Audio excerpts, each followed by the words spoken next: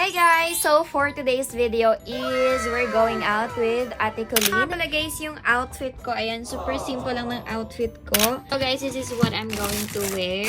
Ayan, this shoes, night tank low. So this is what my outfit look like. Ready na ako sa pupuntahan namin. So let's go. Punta natin sa Ate Colleen, guys. Yeah, alis na kami. Yan, ito yung outfit ni Ate Colleen. Ate Colleen, harap ka nga dito. Let me see your outfit. May outfit. Wow! Diyan. So cute, right? Ate, di ba nagpaalam ako sa'yo kagabi? Sabi ko, I will use your shoes. Di ba ate, nag-yes ka kagabi? Ang damot mo naman, ate. Hey guys! So for today's video is we're going out with Ate Colleen. And ililibre niya daw tayo for today. And ito nga pala guys yung outfit ko. Ayan, super simple lang ng outfit ko.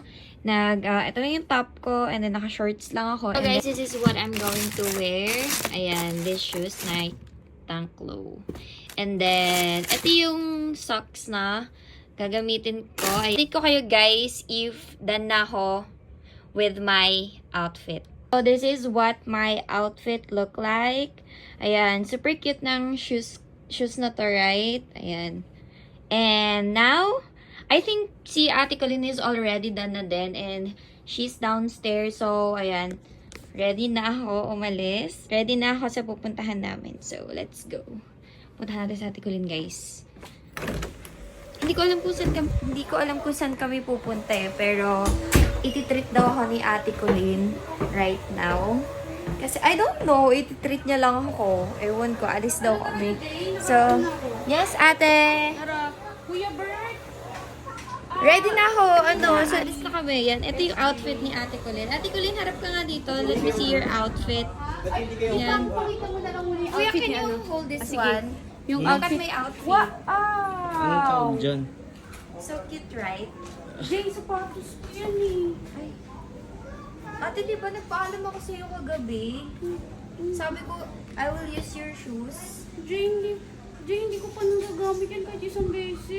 Regalo yan ni Olive, di ba? Yung regalo ni Uli. Eh, di ba ate, nag-yes ka kagabi? Ang damot mo naman, ate. Jay, hindi ko pa nagagamit yan. Tapos nilagay mo agad sa tubig. Tingnan mo, bagay na bagay siya sa outfit ko. Di ba, Kuya Bert? Bagay na bagay Okay lang naman. Cute na eh. Uli kasi yan, hubarin mo yan. Ate, ang damot mo naman. Sige na nga, hubadin ko na. Kaya- Hirap lang eh. Ang damot mo naman eh. Yung regalo mo suot niya. Puso. Ang ganda kaya sa akin, best ng bagay na bagay. Aalis kasi kami ni Ate Colleen and then i-deliver niya daw ako. That's why, ito yung outfit ko. Ito naman, right? Hindi, kinuha niya na lang yan. Jay, hubarin mo yan. Ate, nagpaalam ako sa'yo kagabi and you said yes, right? Nagpaalam naman pala sa'yo, sabi mo, pinira mo, regalo Ayaw mo sa na, Che. Ayaw mo na. Isuot niya na eh. Kaysa naman ipatanggal mo pa, di ba? Kung ayaw ni Ate Check, eh sige, hubadin ko na lang.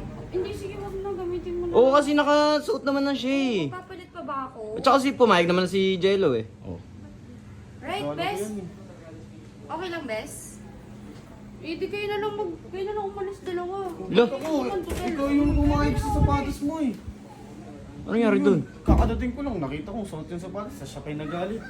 Hindi, okay. Hindi naman kasi kaysa naman tanggalin pa ni SJ, di ba? Nag-yes naman siya kagabi. Wait, let me talk to Ate. Oh, sige.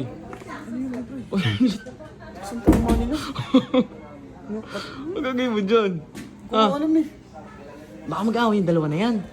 Ewan ko nga Kuya Bert, lagi na lang siya nagselos kay SG, wala naman akong ginagawang masama. Ang gago. Leg, ayusin mo yan ha. Ako ayoko maano sa kapatid ko. Maayos naman ako Kuya Bert. Ayusin mo yung intention mo sa kapatid ko ha. Baka mamaya si SJ yung nililigawan mo. Kuya Bert, hindi. Kami na ni Colin. Eh, naninigurado lang ako. Sige na. Ito na Kuya Bert, tuwing ko na muna.